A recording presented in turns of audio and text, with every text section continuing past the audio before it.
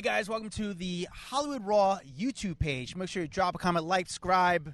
Do all the fun things. Follow everything. We're here to entertain you guys. What are you waiting for? Hurry up, let's go. Enjoy.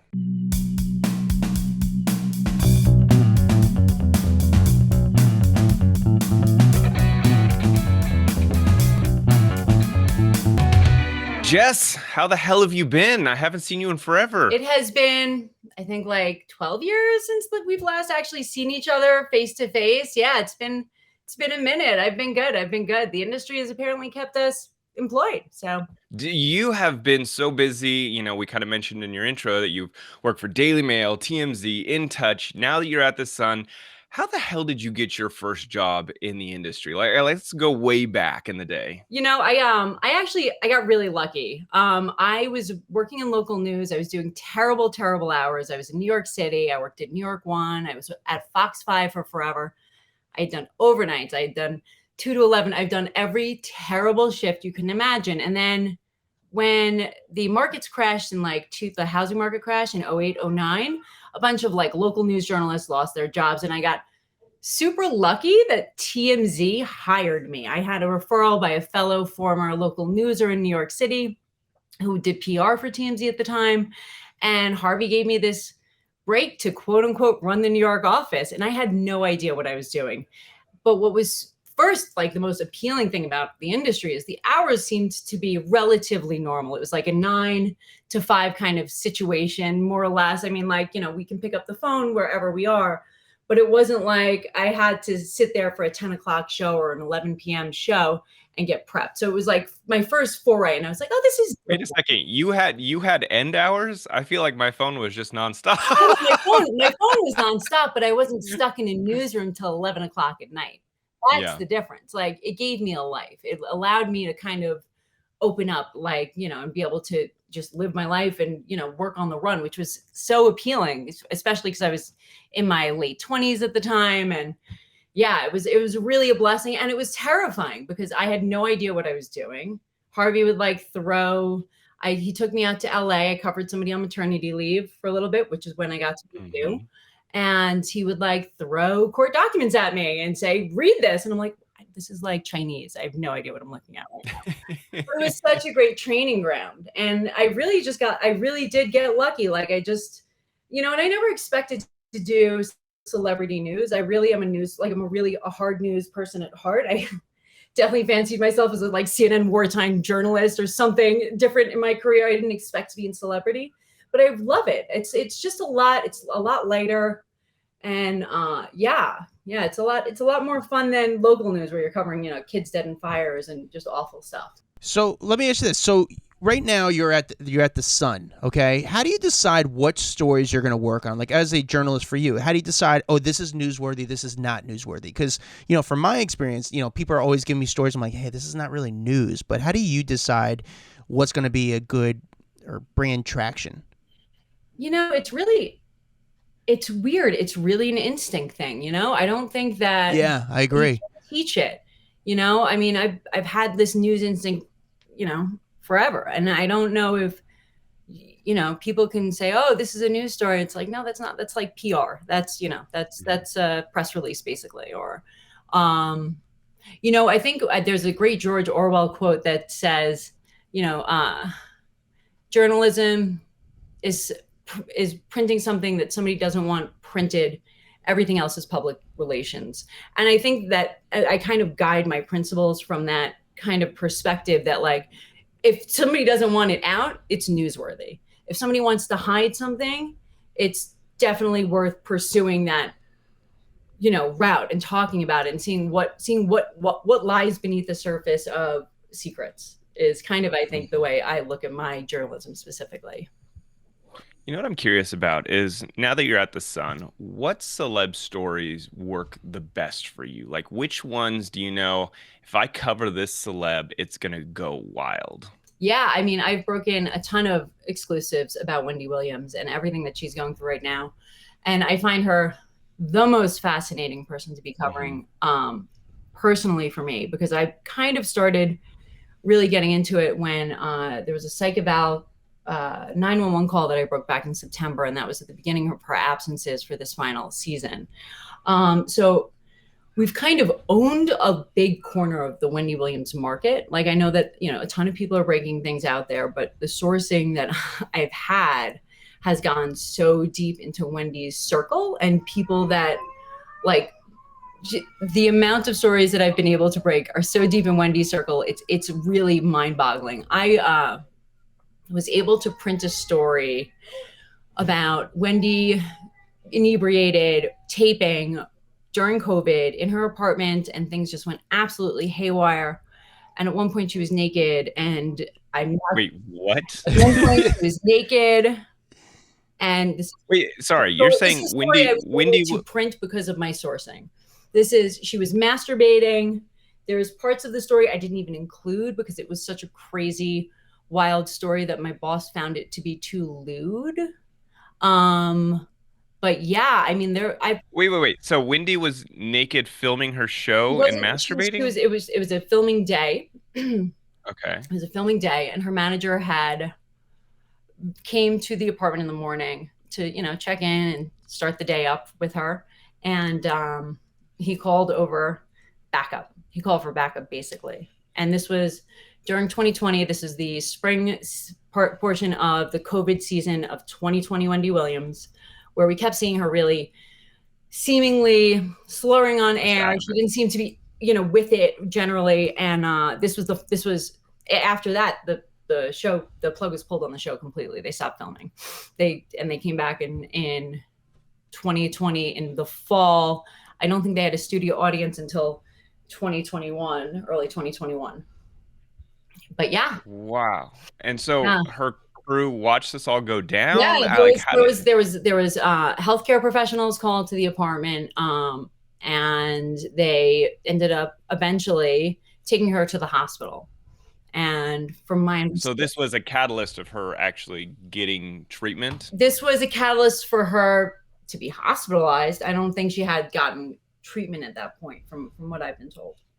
But these are like the kind of like I've, it's a little bit of luck and a little bit of persistence, right? Like, I was lucky to be able to put the pieces together of that day and say, well, okay, I know you're telling me the story. So to be able to kind of put it all together, it was just kind of a little bit of luck and a little bit of just the fact that I just kept breaking Wendy stuff, and it just kept coming to me. I think sometimes when you have a beat, you catch lucky breaks, and if you talk to people and you protect your sources in a really important way, and you hold your sources as really confidentially, and you make them feel like they're going to be protected as much as you can, it really helps you to continue those relationships, and those relationships will keep paying you back for that understanding of safety and talking to somebody.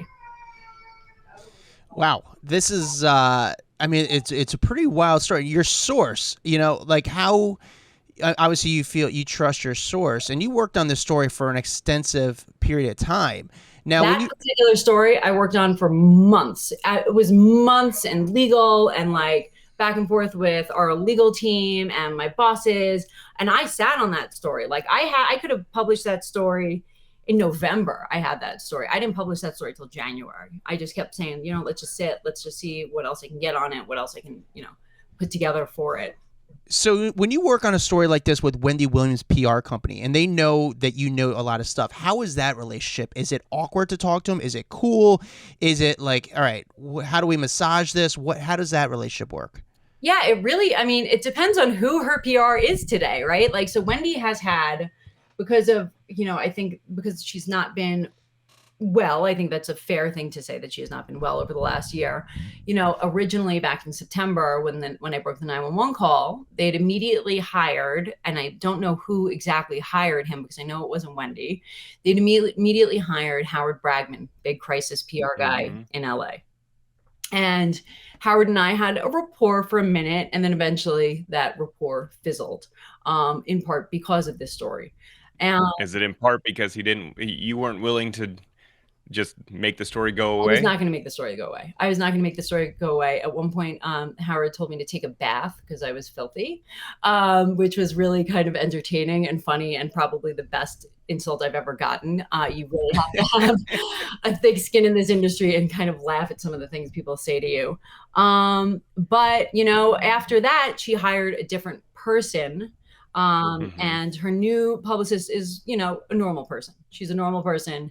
She knows I know my stuff, like, you know, so I think that it's, you know, you can have a good rapport with somebody, even if you're publishing crappy things about them, and you can have a bad rapport. It just, you know, and I don't shy away from publishing something crazy. Like, I don't, like, if I have it and I think it's newsworthy, I'm going to move forward with it. And, you know, I think that kind of, you know, you kind of deal with the backlash. If there's going to be backlash, I was concerned that there was going to be backlash to that story. There wasn't so much. But I published so many other great, like, legal stories when it comes to Wendy too, with her Wells Fargo case that's sealed. I was the one that broke that she's in a financial guardianship. You know, when it comes to like legal kind of understanding, I like to think I have a pretty good grasp on complex legal matters for the most part. Thanks again to Harvey Levin. But yeah, I mean, yeah, it's a ride, and it's clear that this story is not going away anytime soon. And every time we do something on her, it does do well for the site, which is super helpful. You know, one of my biggest frustrations in the industry, like when I would be at TMZ and break a big story and then turn on the radio, and the DJs on the radio station make it sound like it's their story. Like they talk about it and they're like, "Oh, so today, you know, Michael Jackson died," and they don't credit neither the outlet or the reporter behind it. Are you feeling like over the years, do you feel the same way? Do you not get credit for a lot of the stories that you post? And I mean, that's just a general frustration I feel like a lot of people have. Yeah, it's terrible. And I really do think that, like, this sounds kind of, I guess, ridiculous, but just like we have copyright laws with photos, we should have some sort of law in place for content, for information, for stuff that I worked really hard on. Like, you know, I feel like in different news industries, I don't think the New York Times would hesitate for a second to credit the Washington Post. But when it comes to our celebrity news industry, it gets very murky. People still treat the internet like it's the Wild West, that they can get away with taking information that you've worked really hard on and repurposing it in some kind of fancy way. Like, so the Hollywood Reporter last week did an expose about Wendy, an expose, and the amount of lines that were in that story that were things that I broke that literally nobody else was in the position to break. Like the Financial Guardian thing, the fact that she was in a Financial Guardian, nobody else could have broken that. Not even Wendy realized she was in a financial guardianship. So that's how good my sourcing was, that I had to sit on the phone and explain to people in Wendy's circle why she was in a financial guardianship. Like, and so this is something that the Hollywood Reporter isn't working on this. They're just not, right? And so for them to use things like that in their story and like carte blanche, just throw in the word tabloid here and there and think that that's like a catch-all for all of the work. Like, there is no way that that reporter didn't see my name come up repeatedly in her research for that story. Do you reach out to the Hollywood Reporter and say, "Hey, I saw your article. Are you planning on, number one, crediting me, but also the Sun for all of the hard work that I put into it?" Yeah, I mean, so I wasn't, so yeah, so I reached out to, the first thing I did in the morning was reach out to a friend who is a managing editor there. And I got the friend, I was texting with her. I told her, I gave her a bunch of links to back up my reporting. And she was like, "I'm going to forward this over." Great. She was dealing with some stuff in her home that needed attending to. She said she was going to forward it over. I'm assuming she did. Nothing happened. So then I tweeted at the reporter. And of course, she didn't respond. I mean, this is her big cover story, you know, so she's just ignoring me. And I remember one of the things she tweeted was like, "Here's the latest on Wendy." And I'm like, "Well, when your latest is my last year of reporting." Okay. And then after that, so after not getting any satisfaction that way, I'd reach out to yet another editor. And I did a literal line by line, like, here's what you wrote in the Hollywood Reporter. Here is the story that I broke. This is the same content for, like, line by line content, especially because this past year has been a really big Wendy year for me. And this was all about her final year on the show. And I got this really snooty response back, kind of like, well, my reporter's been working on this for weeks. And I'm like, doing what? Like researching Jessica Finn, the Sun articles? Like, I don't, well, like what, like she's been working on it for weeks. I've been working on this for a year and you guys just ripped and ran with all of my content and repackaged it as, as some kind of, highbrow endeavor, if you will, like, and calling me a tabloid and degrading what I do. And I really find that what I do is very much, I'm a real journalist. Like I don't sit here and make up, quotes about, celebrity relationships and how in love they are and stuff like that. Like I do real journalist stuff. Like, and it was just this really snotty response from the Hollywood Reporter.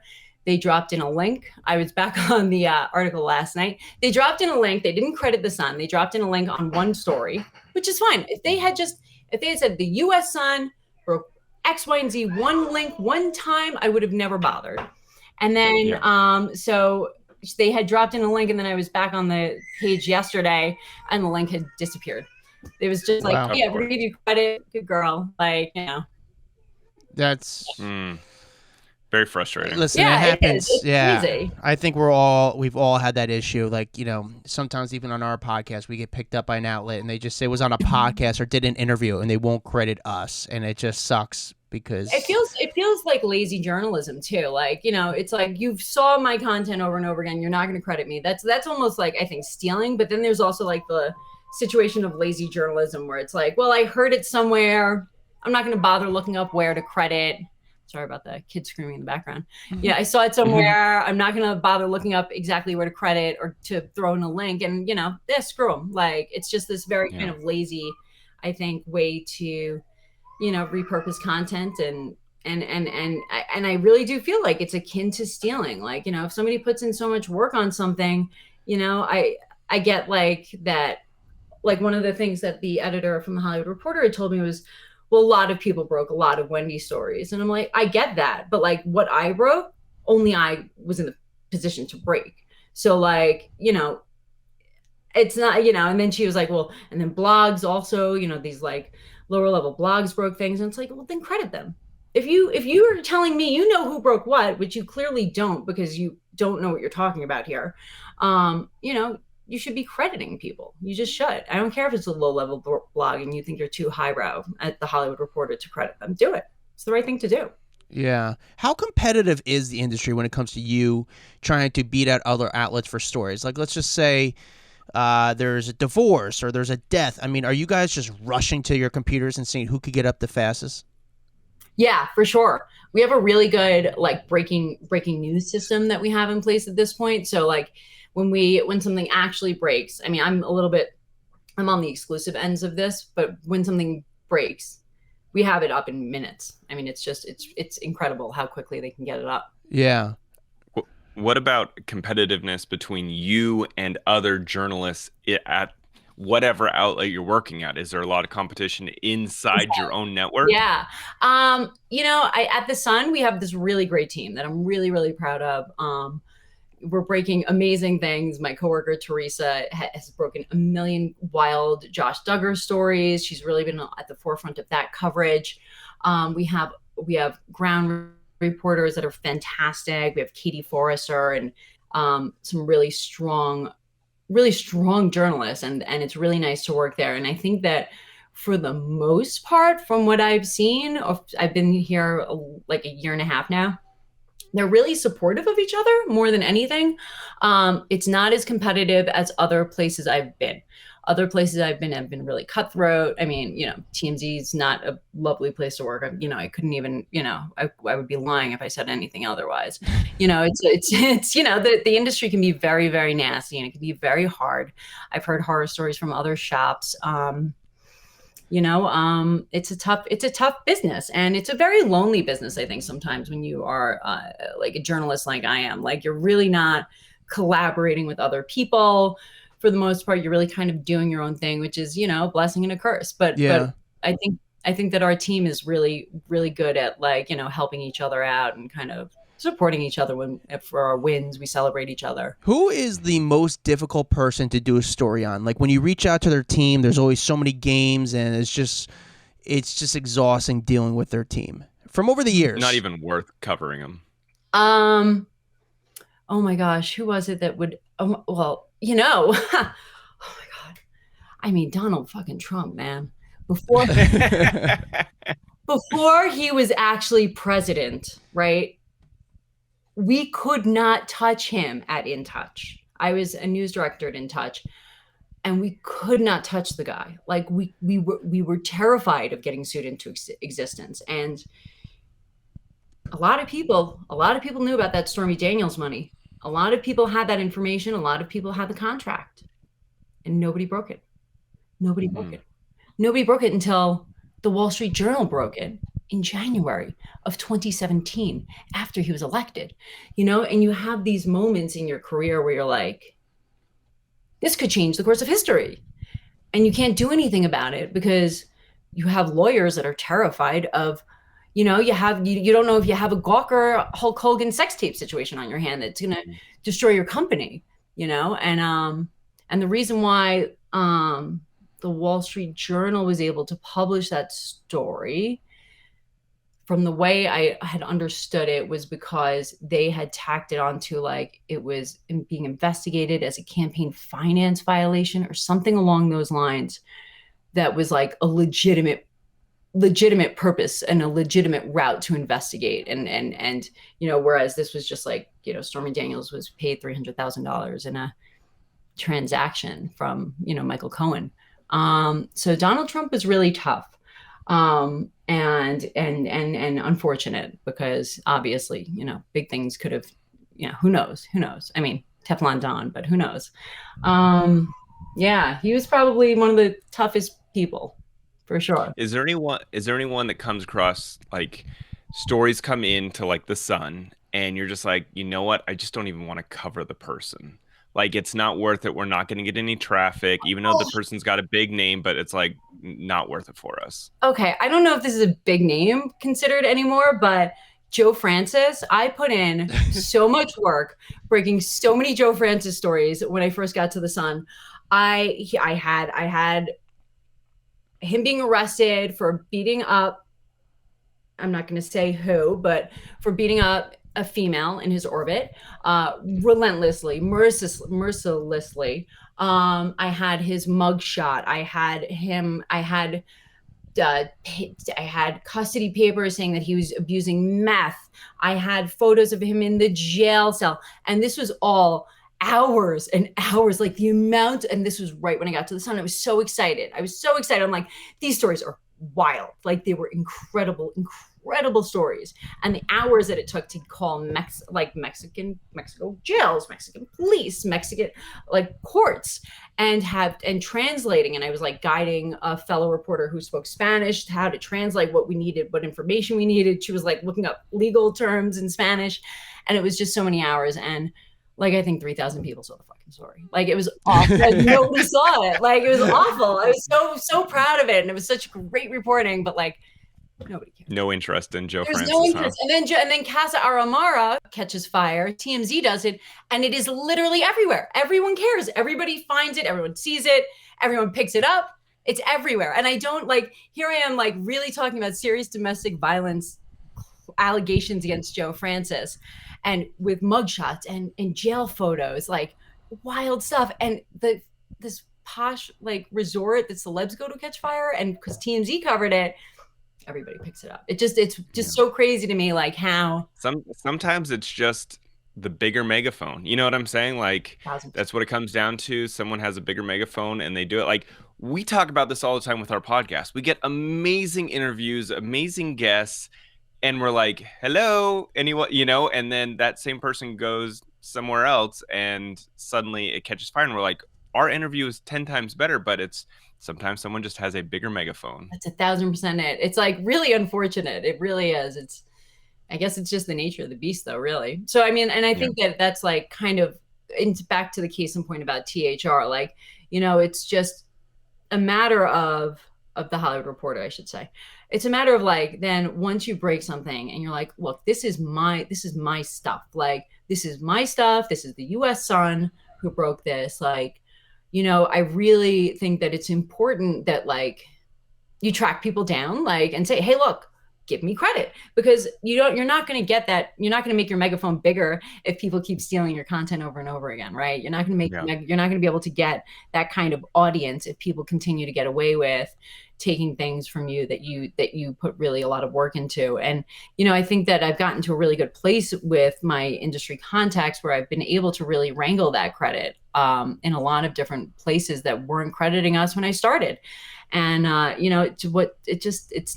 it's unfortunate because it really does take a lot of work. It's a lot of work. It's a lot of time calling editors and reporters and saying, hey, like, you got to credit us. Like, but once you do put in that work, and the US Sun is still a really new organization. We first launched December of 2019, right before the pandemic. So, it's been a grind for them to really kind of catch on here. But it's important, because the more you say, what the heck, you need to credit us, they'll realize next time around, there's a better chance of them crediting you. And which I'm hoping to see with the Hollywood Reporter in the coming weeks as I break a bunch of good Wendy exclusives, because I'm sure they're going to pick it up. It's awesome. No, you also did a story, on Hoda and Savannah at the Today Show. And, obviously you've been hearing a lot of stories about them feuding. I think you were the one actually to start breaking that story. Yeah. Is this, I mean, I'm not saying I trust your journalism skills, but this is a wild thing to see Hoda and Savannah feuding, especially at the Today Show. There's been history of hosts not getting along in the past at the Today Show. But what do we know? Can you fill us in currently what's going on with the Today Show drama? I mean, I had caught wind that there were some issues behind the scenes. And then I spoke to one source who really just is very familiar with production. And they basically told me, that Savannah thinks that she fancies herself as like a real journalist who was a White House correspondent, and she just looks at Hoda as the woman that drank wine with Kathy Lee Gifford in the mornings, and kind of like doesn't really respect her. And it started to make sense. And then I ran it by somebody else that are friends with both of them, and he's like, oh my God, I can't believe you have this information. This is crazy. This is amazing. Yeah, I mean, they don't get along. I would love to say that I had more. I do have more, but it's not like ready to talk about yet. There are some rumblings that there are people that, that the people over the Today Show really like at other outlets. I don't know if that has anything to do with Hoda or not. But yeah, it's something that we're definitely still pursuing. Which story that I remember I saw that you had done caught my eye, because I was like, Jess did this story, was the salary for the ladies on The View. Yes. And how much money Whoopi Goldberg and Joy Behar getting, like $8 million, $7 million, and then their other co-hosts are getting like $250,000. And it's like, you would think they're on The View and they would be making this change of life money, and they're just not. These newbies who are relatively unknown, they come on the show, they're like super excited to just have their name out there at that point. They're like, but $250,000 in New York, that's not much money to live like New York is expensive, man. You're not changing your lifestyle whatsoever. You are exactly making it, just making it. That's it. That's so with a story like, number one, I don't know how the hell you got your hands on those numbers, which is amazing. Kudos to you. But do you get a lot of backlash? Because I got to imagine that causes a lot of drama within The View, because you're working side by side. They probably had no idea that Whoopi's making $8 million and they're making $250,000. I mean, I'm sure they have like a general idea when they sign on that they're not going to be making Whoopi or Joy Behar money, right? Like, I don't think that they think that they expect it, but I think that they hope that it'll launch them into a career in media. It's like for people that are brand new, the Alyssa, I'm forgetting her last name, the White House, the new one, the former White House communications director, Alyssa. Somebody like her, this is her first foray into television. Like, she's just happy to be there, and so they can get away with paying somebody like that pennies, to the dollar. But even like between Joy and Whoopi, I mean, at a point, I think Joy would be like, wait, she's getting $1 million more than I am, and I'm also one of the main faces on this show. I got to imagine there's some tension that you created within that workplace. Joy needs a better agent. What can I say? So I mean, that's such good reporting right Yeah, there. how That's do you, crazy. and I'm not asking who your sources are, but how do you kind of break a story like that? Like, did you get the idea? Did someone tip you off on like, hey, there's some salary stuff going on here that's pretty insane? Like, what's the thought behind that story? I was talking to, it's like one of those things where you have people who are in different places throughout your different like streams of information, right? So like you have like, I have like my reality star sources, I have my Wendy sources, for example.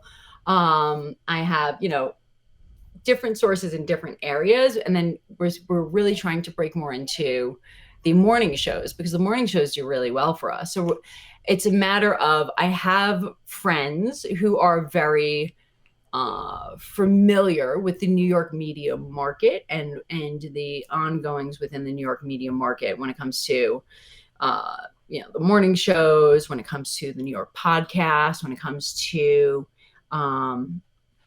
the different daytime talk shows that are filmed there. Like, these are people that just kind of are like in those circles. And so when we want to do something and when we're interested in a topic, I think, well, who do I know that's in that world? Who can I reach out to that's already in place in those worlds? And then I go from there, and I just kind of go through my Rolodex of people that I've worked with in the past on stories and who are frequently in front of the people that we're reporting on. And that's kind of how we end up breaking out stories like the View salary story. Jess, what's your rule on being friends with celebs? Because I feel like this is always an interesting line when you work in the entertainment news business and you're reporting on celebrities, but it's inevitable that you might become tight with a celeb, and then you don't want to report on them. So what's your rule? I had done some work with Amanda Bynes back in 2014. Was this before she called you ugly? Right before she called me ugly. And look, she called Jenny McCarthy ugly. She called Chrissy Teigen ugly. I was in very good company, okay? You were in great company. You guys are all ugly. I'm like, sure, I'm ugly like that. Great. And I was like, I am somebody who really likes to cover a spiral, but also like a rebound, right? Like that's always, it intrigues me so much.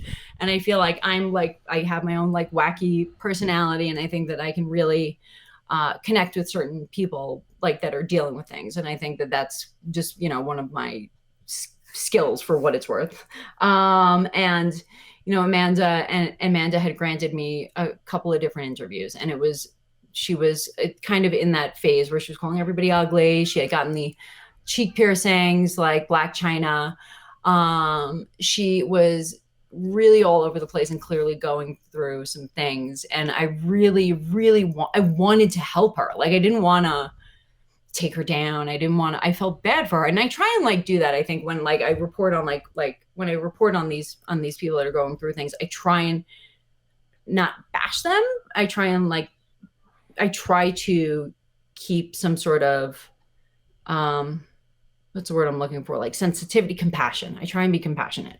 And I wanted to be friends with her. And then we did a story. We followed up our cover story. We did covers with her interviews with us. We let her pick the photos because she was super, super self-conscious about paparazzi photos. She wanted like these weird photos that she posted to like Twitter. Instead, it was weird to see that on the cover of InTouch. But we really did like work with her to try and make her feel comfortable. And then, after doing a couple of those stories with her, some paparazzi ended up in her apartment in Times Square. And, because she was lonely, I think, and she needed friends, and she befriended these photogs. I shouldn't call them paparazzi. She befriended these photogs, and then I guess they had a little party in her apartment, and then they sold the photos, and we ended up buying the photos, even though the photo purchase wasn't me specifically. This was above me. These were the powers that be that ended up making this deal and buying these photos, and then we published them, and she got really upset. And it's fair, and you kind of, I think that when you're doing the kind of journalism that I'm doing, you really can't be friends with celebs. I mean, especially like the ones that are going through something. Like I could see me being a friend with a housewife, like no big deal. Like you guys are in it for the coverage. You don't care. But when, you're dealing with somebody like that, who's fragile at the time and going through something, you really can't be friends with them, even if you wanted to be or helpful to them in some way. And then she got really mad. She called me ugly in a series of tweets. My phone blew up all night. And then that night, after she called me ugly, she threw a bong out of her Times Square apartment window. And the cops. And Adam went and found it. And then, did you find it? Yeah, I did found it. Yeah. I found it, and it became a whole big news story. So I found the bong, but it was a whole crazy story. Like photo. What happened? Yeah, that was my photo. It was a wild thing that happened. It was a whole it was like a few days after because no one found it. We're like, how'd you throw a bong out the window? And no one found the bong, but it was on. She lived next door to a theater. We kind of stormed into the theater, where the security guy probably got fired for letting us in the theater, and we got on the roof and went through a fire escape, and it was a rainy day, and we went through like a 60-foot fire escape, like climbing down, and we found it. We didn't want to touch it, and we took the photos, and at the time we called our boss and said, what should we do? And they said, take the photos and then call the police. And within 7 minutes, the police showed up like 8 cars deep, because they looked like assholes because they didn't cover. They didn't find it, and they just wanted to cover their asses. And all the other media outlets, I was so pissed because we got into this place and we wouldn't allow them in the building, and it was a fucking nightmare. But it was crazy. It was a fun story. There's a longer story that goes to it, but yeah, it was a longer story. My buddies were the ones that were in Amanda Bynes' house partying with her and taking the photos and stuff. It was just a wild story. They were in the paper for it. It's just like them just hanging out with Amanda Bynes. It's nuts. It's hysterical. But it's great. You also, I know we're wrapping up on time, but lastly, you did stuff with Kristen Cavalieri about her divorce. Now, we know, but explain to the common folk, when people get divorced, how you're able to break divorce information, or how all the outlets are able to exclusive break the divorce, or how does that work? It's really a little bit of a network of sources who are maybe close to the case. There's a lot of that. And then really just sitting on top of the docket. You really have to sit on top of that court docket, and you just keep calling every day for hey, is there any update on this case? And, fortunately, Williamson County, Tennessee, they're really friendly there. That's one of my favorite courts. Only a journalist would have a favorite court. That's my favorite court in the country. They're so nice, and they're so sweet, and they're so helpful, and they know that they're expecting your call every day. If you don't call, they're wondering where you are. So it's really, a combination of, knowing, people that are, working the case from a legal perspective, and then really just doggedly calling the court day after day and hoping that nobody else called before you did when the document that you're looking for is filed. And that's, a great easy way to break a story that just takes a lot more grunt work than, it's not so much schmoozy, fun conversations, but, you just set an alarm and every day you call. I love it. Well, Jess, I know we got to wrap up here. Thank you so much for joining us. I love just hearing this insider perspective of, entertainment news and journalism, and kind of some of the wild stories that you've broken and been a part of. And, if anyone wants to follow her journey, you can follow her on Twitter, on Facebook. Jessica Finn NYC is her handle. But no, I'd love to have you back one of these days, so we could kind of finish going through some of the extensive stories that you've broken throughout your career. So thank you again for joining us. Thank you so much, Jessica. Keep breaking the great stories at the Sun. I hope you get the credit you deserve, because you are doing the Lord's work, especially with Wendy. But yeah, you're breaking some incredible stories, and I hope everyone's gives her credit for these stories because she puts in a lot of hard work into it, but she is I could listen to these stories forever. I find them so interesting. Jessica, thank you so much. Thank you guys so much. Thanks. Have a great one. Guys, hope you liked that video. We got a lot more where that came from. Hit that bell, like, subscribe, share with a friend. The best you do support us is really doing that. And we really need the money because we need hair gel.